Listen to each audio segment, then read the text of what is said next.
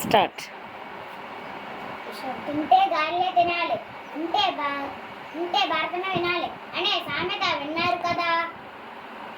మహాభారతాన్ని సంస్కృతంలో యాదవాసుడు రాశారని మీకు తెలుసు కదా. మహాభారతాన్ని తెలుగులో మేము ముగ్గురమే రాశామని మీకు తెలుసా? నేను నన్నయ్యను. నేను రాజా మహేంద్రవరంలో రాజరాజ నరేంద్రుని ఆస్థానంలో ఉండేవాడిని. నేను 11వ శతాబ్దానికి చెందిన వాడిని. నేను ఆ రాజు కోరికపై సంస్కృతంలో మహాభారతాన్ని సంస్కృతంలో తెలుగులో రాశాను.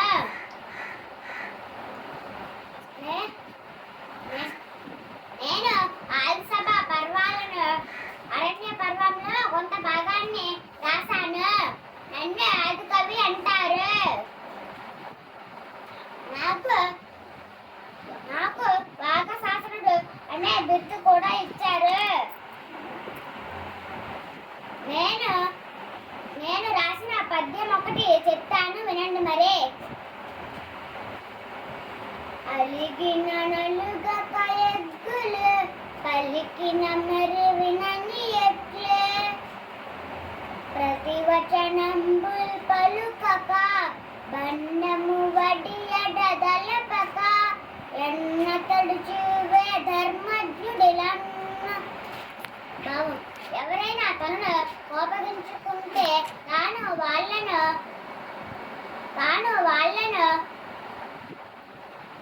కోపించక దూషిస్తే విన్నట్లుంటే ఎదురు మాట్లాడక అవమానపడినా చింతించకుండా ఉన్నవాడే ధర్మం తెలిసిన వాడు. నేను తిక్కలను నెల్లూరును పాలించిన మనుమసిద్ధి వద్ద మంత్రిగా ఉండేవాడును. 13వ శతాబ్దానికి చెందిన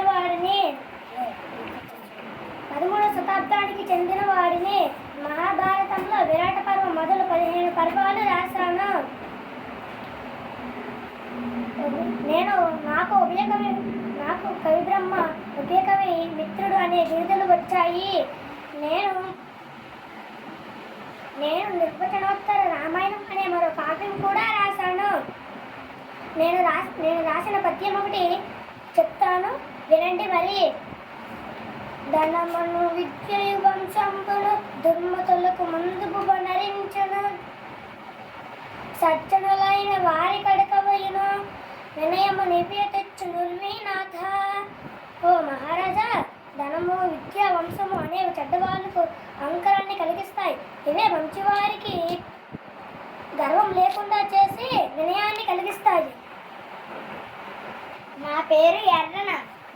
అద్దెంకిని పాలించిన ప్రోలయ వేమారెడ్డి ఆస్థానంలో ఉండేవాడిని. నేను 14వ శతాబ్దం వాడిని.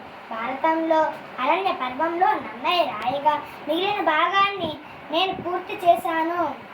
హరివంశం, నృసింహ పురాణం కూడా రాశాను. నాకు ప్రబంధ పరమేశ్వరుడు, శంభుదాసుడు అనే బిరుదులు ఉన్నాయి. నేను రాసిన పద్యం ఒకటి